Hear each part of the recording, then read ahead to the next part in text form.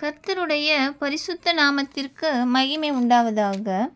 நீங்கள் எல்லாரும் ஒருமனப்பட்டவர்களும் இரக்கமுள்ளவர்களும் சகோதர சிநேகம் உள்ளவர்களும் மன உருக்கம் உள்ளவர்களும் இணக்கம் உள்ளவர்களுமாய் இருந்து தீமைக்கு தீமையையும் உதாசீனத்துக்கு உதாசீனத்தையும் சரி கட்டாமல் அதற்கு பதிலாக நீங்கள் ஆசீர்வாதத்தை சுதந்திரித்து கொள்ளும்படி அழைக்கப்பட்டிருக்கிறவர்கள் என்று அறிந்து ஆசீர்வதியுங்கள்.